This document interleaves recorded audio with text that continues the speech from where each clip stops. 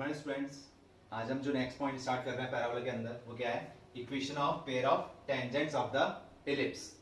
एक standard equation ले लिया हमने क्या कि x square upon A square y square upon B square equal to 1, और ये स्टैंडर्ड फॉर्म में ये दो पेयर टेंजेंट बना लिया अपन ने, पी ए पी बी। मतलब पी पॉइंट से ए जो टच कर रहा है एलिप्स को, पी पॉइंट से बी जहां एलिप्स को यहाँ टच कर रहा है, तो ये पॉइंट ऑफ कांटेक्ट हो जाएंगे। तो दो पेयर ऑफ टेंजेंट बन गए पी ए और पी बी, उनकी इक्वेशन चाहिए हमें। तो वही जो आपने सर्कल में लर्न की थी, वही जो आपने पैराबोला में लर्न की है, और वही जो आप किसमें करेंगे, आप एलिप्स में करेंगे। कौन सी equation, S S one equal to T square.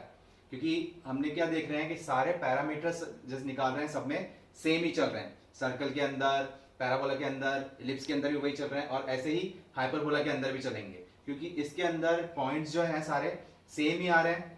Conic section के अंदर बस इक्वेशन क्या चेंज हो रही है, जो इनकी स्टैंडर्ड इक्वेशन है, सर्कल, एलिप्स, पैराबोला की इनकी स्टैंडर्ड इक्वेशन है वो चेंज है। अदरवाइज जो सारी कंडीशन निकाल रहे हैं कि S S one equal to T square या एस इक्वल टू टी, जो कंडीशन निकाल रहे हैं सारी कंडीशन वो सारी किससे निकल रही है, ये पॉइंट लेके चल रहे हैं। अब क्या कर रहे हैं इसके अंदर, S S one equal to T square के अंदर कि एस तो हमने क्या इक्वेशन मान ली, जो एलिप्स की स्टैंडर्ड इक्वेशन दे रखी है वो। तो एक्स स्क्वायर अपॉन ए square plus y square upon B square minus का 1, ये तो हो गई स्टैंडर्ड इक्वेशन। S1 मतलब क्या हो गया, किस पॉइंट से पेयर ऑफ टेंजेंट है, वो पॉइंट हम किस में पुट कर देंगे, एलिप्स के अंदर पुट कर देंगे। तो क्या आई, S1 इक्वल टू x1 का स्क्वायर ए स्क्वायर प्लस y1 का स्क्वायर बी स्क्वायर माइनस का 1। t क्या है, t किसको शो कर रहे हैं हम, इक्वेशन ऑफ टेंजेंट को। और इक्वेशन ऑफ टेंजेंट क्या है, इसके अंदर एलिप्स की x x1 upon A square plus y y1 upon B square minus 1 with respect to this point, ये हमारी आ गई। अब इसको जब मल्टीप्लाई करेंगे, इसको s को s1 से मल्टीप्लाई करेंगे इक्वल टू टी स्क्वायर करेंगे, तो एक सेकंड डिग्री ऑफ इक्वेशन आ जाएगी।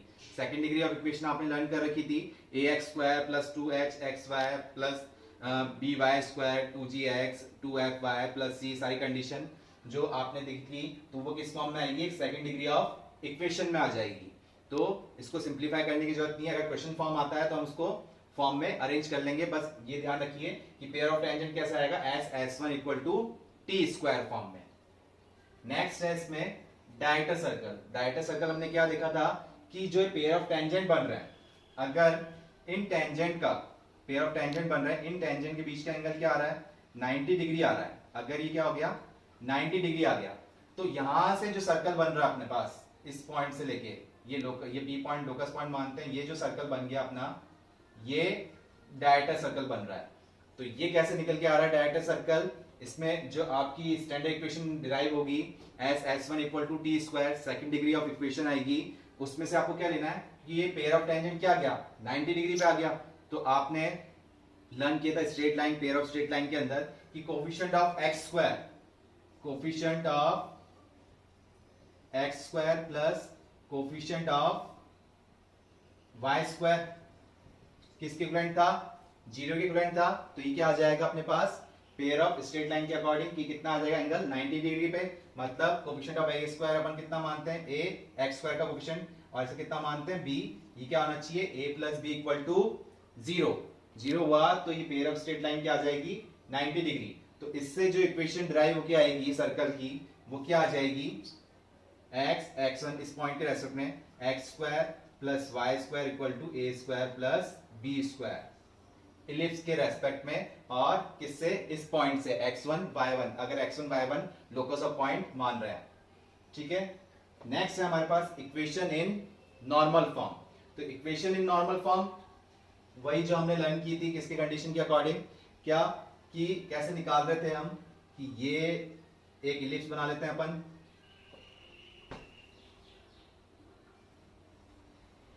ये टेंजेंट जा रहा है इसका, अगर तो नॉर्मल कैसे जाएगा, ये जा रहा है परपेंडिकुलर होता है यहां से, ये कंडीशन हो जाएगी। अब इक्वेशन इलिप्स की,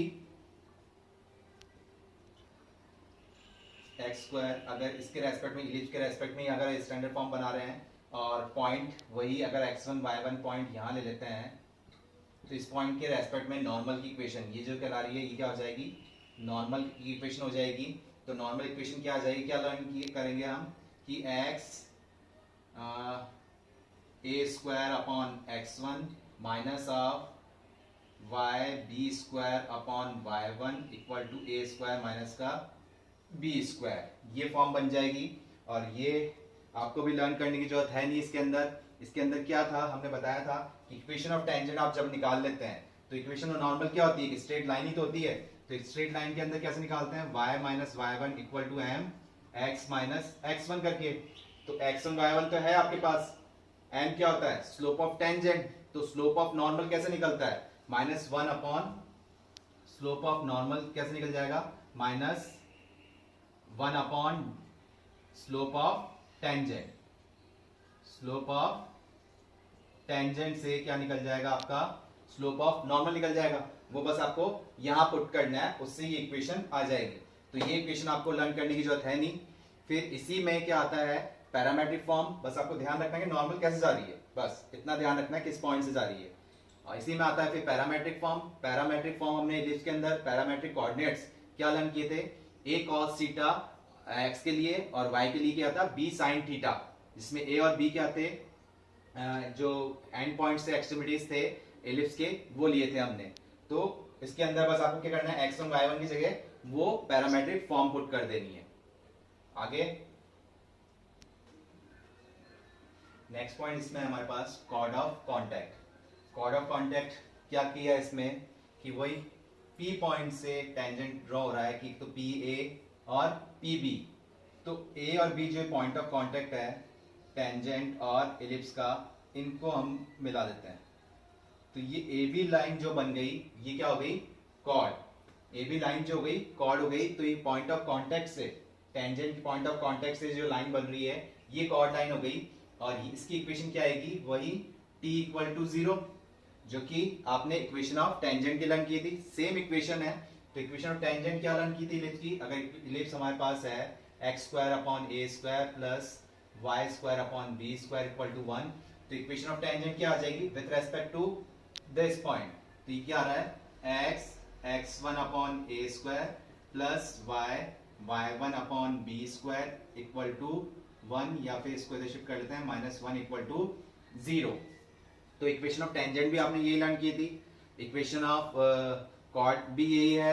तो इनमें डिफरेंस क्या आ रहा है, इक्वेशन ऑफ टेंजेंट में तो क्या था कि पॉइंट जो था ये यहाँ पर था कि x1 y1 पॉइंट कहाँ है, यहाँ पर है, तब इक्वेशन ऑफ टेंजेंट ये बन के आ रही है। और कॉर्ड के अंदर क्या हो रहा है कि पॉइंट ऑफ कांटेक्ट, लेकिन किसके रेस्पेक्ट में आ रहा है ये पॉइंट कि x1 y1, ये पॉइंट कहाँ है, बाहर है। तो इसके रेस्पेक्ट में जो ये लाइन की इक्वेशन निकाल रहे हैं अपन, x1 upon a square y1 upon b square -1 equal to 0, same equation है इक्वेशन ऑफ टेंजेंट की फ्रेंड, बस उसमें पॉइंट कहाँ था, पॉइंट ऑफ कांटेक्ट था। तो सेम इक्वेशन आ रही है। नेक्स्ट है इसमें equation of chord with mid point. तो equation of chord with mid point के साथ में कैसे आ रहा है, फॉर एग्जांपल ये कॉर्ड है, ये इलिप्स बना ली, ये हमारी कॉर्ड है। तो ये कोई सा भी पॉइंट हो, ये P पॉइंट हो गया, ये Q पॉइंट हो गया, ये R हो गया। अब मिड पॉइंट की एक कॉर्ड में ये मिड पॉइंट है जो कि क्या है, x1, y1, ये पॉइंट जो है P, ये x1, y1 है। तो इस मिड पॉइंट से जो इक्वेशन निकल के आ रही है, अब इक्वेशन ऑफ कॉर्ड, इस कॉर्ड की इक्वेशन विथ मिड पॉइंट, ये ध्यान रखना, अगर विथ मिड पॉइंट बोल रहा है तो मिड पॉइंट के रेस्पेक्ट में जो इक्वेशन निकल के आ रही है वो हो जाएगी t इक्वल टू s1। और सिंपल सी इक्वेशन ऑफ कॉर्ड बोलता है पॉइंट ऑफ कांटेक्ट के लिए, तो हमारी क्या आ रही है, x1 अपन, मतलब कौन सी आ रही है, इक्वेशन ऑफ टेंजेंट ही आ रही है। तो t इक्वल टू s1, तो s तो क्या डिनोट करता है हमारा, इक्वेशन ऑफ इलिप्स कर रहा है, स्टैंडर्ड इक्वेशन। s1 क्या हो जाएगा, ये पॉइंट हम इसमें पुट कर देंगे। तो s1 क्या हो जाएगा, x1 का square upon a square plus y1 का स्क्वायर अपॉन b स्क्वायर -1। और t क्या है, t है इक्वेशन ऑफ टेंजेंट, जो कि हमने ऑलरेडी अभी करी थी ये। तो इक्वेशन ऑफ टेंजेंट, तो दिस इक्वल टू दिस हम कर देंगे, और जो भी सिंप्लीफाई होके इक्वेशन बन रही है वो आ गई कौन सी equation, equation of chord with mid point के साथ में। अब इसका क्वेश्चन देखते हैं हम, what will be the equation of the chord of contact of tangents drawn from point 3,2 to the ellipse. Ellipse की इक्वेशन दे रखी है x square plus y square 4y square equal to 9। तो इसमें क्या आ रहा है, इक्वेशन ऑफ कॉर्ड चाहिए, जो कि कहां से आ रही है, chord of contact of tangent. Tangent कहां से ड्रॉ हो रहा है, 3,2 से। तो अभी हमने डायग्राम देखा था तो 3,2 से मतलब टेंजेंट आ रहा है इस टाइप से, ये इलिप्स फॉर्म बन गया। तो इस पॉइंट से आ गया 3,2 और ये पॉइंट ऑफ कांटेक्ट हो गए कॉर्ड। तो ये ए बी, ये कॉर्ड की इक्वेशन आ जाएगी हमारे पास किस पॉइंट के अकॉर्डिंग, 3,2। तो हमने क्या लर्न की थी, t इक्वल टू 0, मतलब इक्वेशन ऑफ टेंजेंट के अकॉर्डिंग लर्न की थी। इक्वेशन ऑफ टेंजेंट क्या थी, x x1 upon A square plus y y1 upon B square equal to 1 था, ये -1 कर लेते हैं अपन, इक्वल टू 0। तो ये ऑलरेडी इक्वेशन फॉर्म में अरेंज है, सिंपल फॉर्म में अरेंज है, तो डायरेक्ट कर देते हैं। क्या फॉर्म में है, एक्स स्क्वायर, अब इधर से x लेते हैं, x x1, x1 क्या है 3, तो ये थ्राइस ऑफ x हो गया, प्लस y, y कितना है 4, तो ऑलरेडी बाहर है तो बाहर ही लिख दीजिए। या तो आप इसको स्टैंडर्ड फॉर्म में पहले अरेंज करो, कैसे कि x square upon 9 plus y square upon 9/4 equal to 1। ये तो a स्क्वायर हो गया और ये क्या हो गया, b स्क्वायर हो गया, और उसको फर्दर सिंप्लीफाई करोगे तो इसी फॉर्म में आएगा।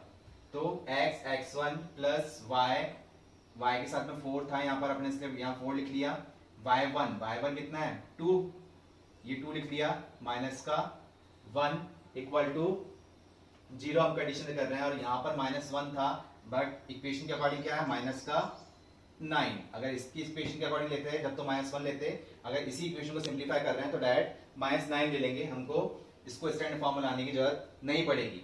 तो क्या कर रहे हैं, क्या इक्वेशन निकल के आ रही है 3x plus 8y minus 9 equal to 0। ये आ गई हमारी क्या, equation of chord with point of contact of tangents. Next question इसमें हम ले रहे हैं, the angle between the pair of tangents drawn to the ellipse from the point, किससे पॉइंट से 1,2 पॉइंट से लेके चल रहे हैं। तो वही एंगल बिटवीन टेंजेंट्स की बात हो रही है, किस पॉइंट से बात हो रही है 1,2 से आ रही है, और टेंजेंट किस पे है, इलिप्स पे है। तो क्या लेके चल रहे हैं, तो एंगल बिटवीन के लिए हमने क्या फॉर्मूला लर्न करा था, tan theta equal to twice of under of h square minus A B upon a plus B, ये फॉर्मूला लर्न कर रखा था। अब h minus A B, a plus B, ये क्या टर्म आएगी हमारे पास, ये कैसे आएगी, h a b, ये कहां से मिलती है, सेकंड डिग्री ऑफ इक्वेशन से मिलती है। तो कैसे आएगी, तो ये पेयर ऑफ टेंजेंट है, तो हमने अभी डिस्कस किया था कि पेयर ऑफ टेंजेंट कैसे निकलता है, s1 equal to t square से, और इसको जब सिंप्लीफाई करेंगे तो एक सेकंड डिग्री ऑफ इक्वेशन आएगी। तो इक्वेशन ऑफ इलिप्स तो हो गया s, तो s की जगह तो हमने लिख देते हैं 3x square plus 2y square minus का 5। s1 का मतलब क्या हुआ कि ये पॉइंट इसके अंदर पुट कर रहे हैं, तो पुट करते हैं, तो 1 पुट किया तो ये तो 3 हो गया, 2 पुट कर रहे हैं तो 4 to 8 हो गया, ये 5 इधर आएगा तो माइनस का 5 हो गया, और equal to T square. T square का मतलब क्या हो गया, टी स्क्वायर मतलब equation of tangent.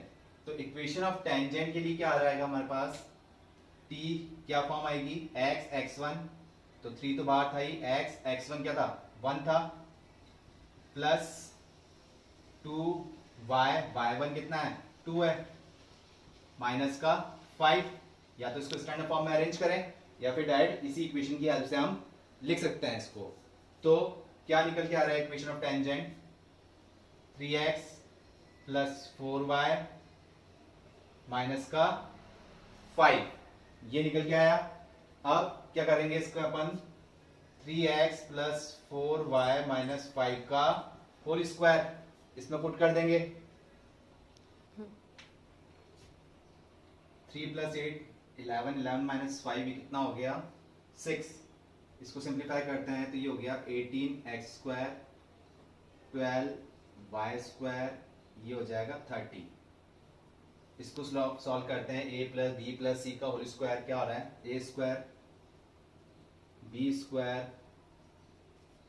Plus C up to A B, तो 6 24xy, फिर 2bc 8 माइनस 5 40y, और ये हो जाएगा कितना, a c twice of a c, 2 3 6, 6 minus 5, 6 into minus 5, 30 x, ये टर्म आ गई। अब ये पूरी स्टैंडर्ड फॉर्म हो गई, तो इसमें हमको चाहिए क्या, सिर्फ एच स्क्वायर और ए बी, मतलब एच और ए और बी की वैल्यू चाहिए। तो पूरी इक्वेशन सॉल्व करने की जरूरत नहीं है, सिर्फ एक्स स्क्वायर वाला क्वेश्चन सॉल्व कर लो। आप पूरी सॉल्व कर सकते हैं लेकिन टाइम वेस्ट करने की जरूरत है नहीं। तो एक्स स्क्वायर का लिए कितना आ गया, 9 एक्स स्क्वायर हो जाएगा, और एक्स वाई वाली टर्म कहाँ है, ये आ गई, तो ये इधर आ गया, तो कितना आ जाएगा, -24 एक्स वाई, और ये टर्म भी आ गई। अब वाई स्क्वायर 12y स्क्वायर, और ये इस तरफ शिफ्ट हुआ तो कितना हो जाएगा, -4y स्क्वायर, और बाकी टर्म ये एस आ जाएगी इक्वल टू 0, इस तरफ शिफ्ट हो जाएगी, प्लस माइनस जो भी है उसको अपन को यूज भी है नहीं। तो अब डायरेक्ट देखते हैं, ए की वैल्यू चाहिए, तो ए क्या होता है, हमारे पास जो इक्वेशन होती है a x square plus 2h x y plus b y square plus 2g x plus 2fy plus c equal to 0। तो सिर्फ ए एच बी की जरूरत है, बाकी टर्म की जरूरत है ही नहीं हमें। तो क्या ले रहे हैं, ए तो हमारे पास क्या आ गया 9, और बी कितना आ जाएगा -4, एच कितना आ जाएगा 2h, एक्स वाई कोएफिशिएंट कितना होता है 2h, और ये कितना है -24, तो 2h इक्वल टू -24 है, तो h की वैल्यू कितनी आ गई -12।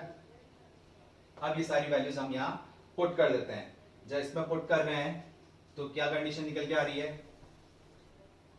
ट्वाइस ऑफ एच स्क्वायर, मतलब 12 का स्क्वायर कर रहे हैं तो कितना आ गया 144, माइनस ए बी, तो माइनस माइनस तो प्लस हो गए क्योंकि बी ऑलरेडी माइनस में है, 36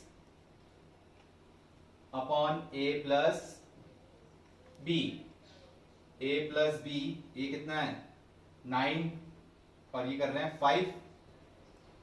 इसको सॉल्व करते हैं, कितना आ रहा है, ये हो गया 50, 180, ये टर्म कितनी आ गई रूट में 180, tan theta equal to root 180 अपॉन 5। ये सॉल्व करके क्या आया 180 अपॉन 5। अब ज्यादा से ज्यादा स्क्वायर रूट और सॉल्व कर लेंगे हम इसका, तो थीटा की वैल्यू क्या निकल के आ जाएगी, थीटा की वैल्यू हो गई tan इनवर्स 2 इंटू 180/5। ये हमारा आंसर आ रहा है। इसको क्या होगा तो इधर देख लेते हैं अपन, ये कंडीशन क्या हो गई, theta equal to tan inverse 2 root 180/5। आप रूट 180 को और सॉल्व कर सकते हैं। ये हमारा फाइनल आंसर हो गया। क्वेश्चन देखते हैं हम इसमें, the equation of normal at the point 2,3 on the ellipse 180, मतलब 2,3 से एक नॉर्मल आ रहा है और किस पे है, इलिप्स पे है। तो अब कंडीशन कैसे निकल के आ रही है, तो हमने कहा था या तो फॉर्मूला लर्न करें या फिर इसको फॉर्मूला लर्न करने की जरूरत थी नहीं हमें, हम डायरेक्ट इक्वेशन निकाल सकते हैं। कैसे, नॉर्मल की लाइन, नॉर्मल लाइन क्या होगी, लाइन इक्वेशन ही होगी, स्ट्रेट लाइन होगी। तो वो कैसे निकलती है, y minus y1 equal to m x minus x1। तो यहाँ पर हमारे पास x1 और y1 तो है 2 और 3, x1 तो हो गया 2 और y1 हो गया 3। दिक्कत रही m की, तो m क्या होता है स्लोप ऑफ टेंजेंट, लेकिन इधर नॉर्मल की बात हो रही तो m क्या हो जाएगा स्लोप ऑफ नॉर्मल। तो वो कैसे निकलता है, तो पहले सबसे पहले स्लोप ऑफ टेंजेंट तो निकालें। वो कैसे निकलेगा, इस इक्वेशन का डिफरेंशिएट करके। तो इसको डिफरेंशिएट करते हैं तो कितना आ जाएगा 18x, और ये हो जाएगा 32y, y डैश 180 कांस्टेंट है तो ये तो 0 हो गया। अब इसमें अपन देख रहे हैं ये 2 से कर रहे हैं अपन, तो ये कितना हो गया 9x 16y, y dash equal to 0, 2 common ले लिया हमने इसमें। अब फर्दर सिंप्लीफाई कर रहे हैं तो y डैश की वैल्यू क्या आ रही है माइनस का 9x अपॉन 16y, और किस पॉइंट पे देख रहे हैं हम, स्लोप ऑफ टेंजेंट 2,3 पे। तो y डैश एट 2,3,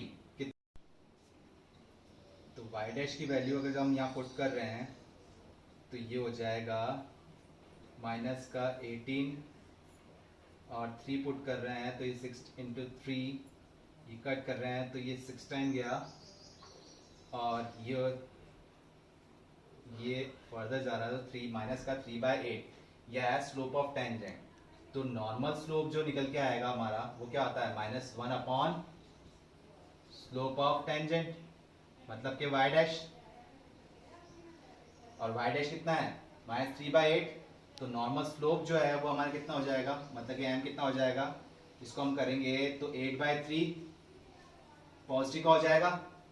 अब इक्वेशन देख रहे हैं हम तो y माइनस y1 कितना है हमारे पास 3 इक्वल टू m है 8/3 x माइनस x1 है कितना 2। इसको सिंप्लीफाई करते हैं हम 3y माइनस 9 8x माइनस का 16 क्या आ रहा है 8x माइनस का 3y 16 इधर आया तो 16 माइनस 9 कितना हो गया 7। तो ये हमारी क्या गई इक्वेशन ऑफ नॉर्मल आ गई। तो हमको फॉर्मूला लर्न करने की जरूरत थी नहीं, स्ट्रेट लाइन का कॉन्सेप्ट हमें पता था तो उसके अकॉर्डिंग हमने इसको सिंप्लीफाई कर लिया। नेक्स्ट क्वेश्चन है द स्मॉलेस्ट पॉजिटिव स्लोप लेके चलना है जिसमें क्या आ रहा है of a line whose y intercept is 5, जिसका y इंटरसेप्ट तो क्या दे रखा है 5 दे रखा है and which has a common point, किसके साथ में इलिप्स के साथ में कॉमन पॉइंट है। इलिप्स की इक्वेशन क्या दे रखी है 9x² + 16y² = 144। तो पॉजिटिव स्लोप कैसे निकालना है लाइन का, तो जैसे अपने पास होती है y = mx + c, तो वो m क्या आ रहा है हमको m ही चाहिए कि x का कोएफिशिएंट जो है वो क्या आ रहा है। तो कैसे निकालेंगे, तो अब एक तरह से देखा जाए तो ये टेंजेंट फॉर्म बन रही है कि ये स्लोप की बात आ गई।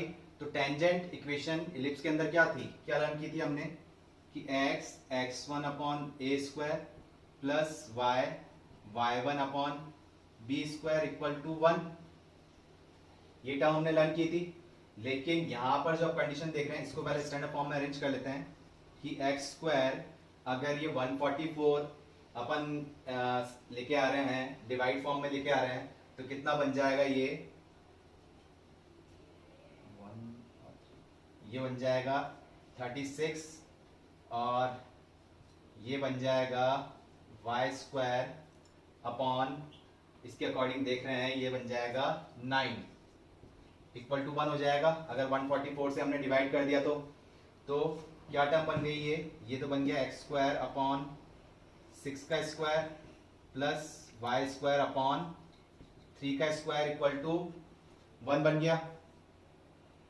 ये हो गया हमारा, ये 9 का हो गया, ये सॉरी गलत हो गया, ये कितना आ रहा है 16, तो ये हो जाएगा 4 का स्क्वायर और तो ये हमारी टर्म आ गई x² अपॉन 4 का स्क्वायर ये टर्म। लेकिन अब यहाँ हमारे पास x1 और y1 है ही नहीं, तो क्या लेते हैं अब इक्वेशन कैसे ड्राइव होगी, तो जब है नहीं हमारे पास तो किसकी हेल्प लेते हैं हम पैरामेट्रिक कोऑर्डिनेट्स की।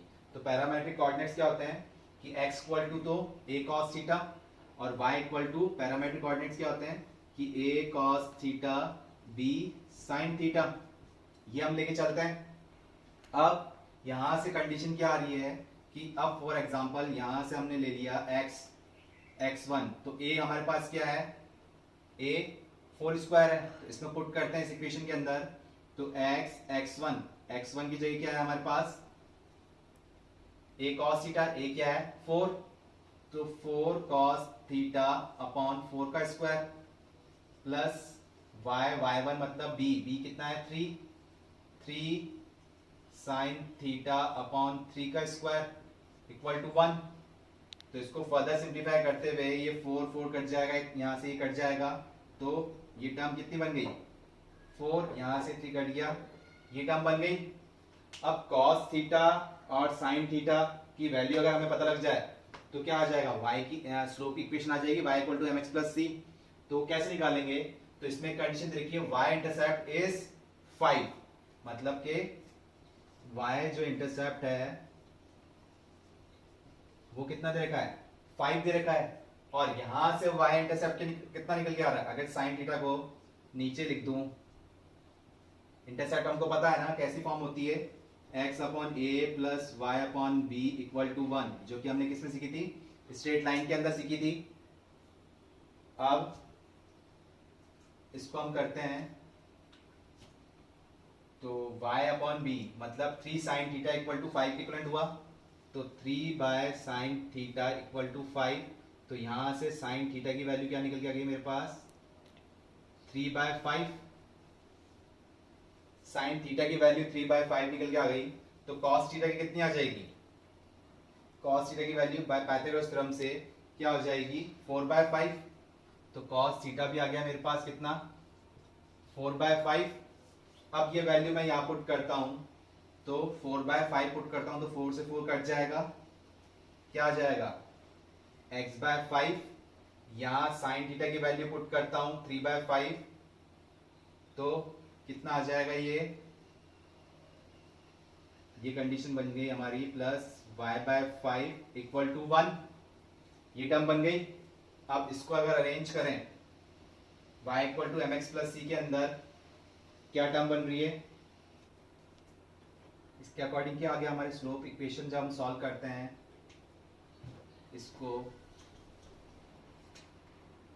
y बाय मतलब y x plus y equal to 5 हो जाएगा, और y की वैल्यू होगी माइनस एक्स प्लस 5। तो यहां से तो स्लोप जो निकल के आ रहा है कितना आ रहा है, -1। लेकिन यहाँ पूछिए smallest positive slope of a line, तो कहाँ दिक्कत आ रही है, क्या कंडीशन गलत हुई, या तो कहीं कैलकुलेशन मिस्टेक हुई, तो क्या गड़बड़ आ रही है। तो यहां से अपन देखते हैं साइन थीटा की वैल्यू क्या आई, 3 बाय 5 पॉजिटिव है, तो साइन की वैल्यू हमने फर्स्ट क्वाड्रेंट के लिए पॉजिटिव, साइन की वैल्यू का पॉजिटिव कहाँ आ रही है, फर्स्ट और सेकंड, फर्दर आती रहती है, लेकिन प्रिंसिपल के अकॉर्डिंग हम क्या देख रहे हैं कि फर्स्ट क्वाड्रेंट में मतलब 0 से पाई के बीच में, फिर कॉस भी हम पॉजिटिव ले रहे हैं, तो ये क्या आ गया, m की वैल्यू नेगेटिव आ गई। अब अगर थीटा हम देख रहे हैं, यहां से देखते हैं कि थीटा कहां बिलोंग कर रहा है, कि पाई बाय 2 से पाई के बीच में, क्योंकि हमको कॉस नेगेटिव करना पड़ेगा। अब थीटा पाई बाय 2 से पाई के बीच में मतलब साइन थीटा क्या हो गया, वो तो पॉजिटिव हो गया, लेकिन कॉस थीटा क्या हो जाएगा, नेगेटिव हो जाएगा। तो साइन थीटा की वैल्यू तो 3 बाय 5 हो जाएगी, कॉस थीटा हमने क्या लिखी थी 4 बाय 5, जिसकी वैल्यू क्या आ जाएगी, माइनस का 4 बाय 5। कॉस थीटा की वैल्यू क्या आ गई, माइनस का 4 बाय 5। तो ये इक्वेशन क्या आ जाएगी, यहाँ माइनस लग जाएगा, यहाँ माइनस लग जाएगा, और ये टर्म इधर आएगी तो कितना हो जाएगा, प्लस हो जाएगा। तो m की वैल्यू क्या आ गई, +1। तो m की वैल्यू क्या आ गई, पॉजिटिव स्लोप कितनी आ रही है, 1 आ रही है, क्योंकि इसमें बोला ही क्या है, पॉजिटिव। हमारा ये भी सही था, लेकिन आंसर क्या आ था, नेगेटिव आ रहा था, लेकिन हमको चाहिए क्या था, positive slope of a line, तो हमने थीटा को अरेंज किया।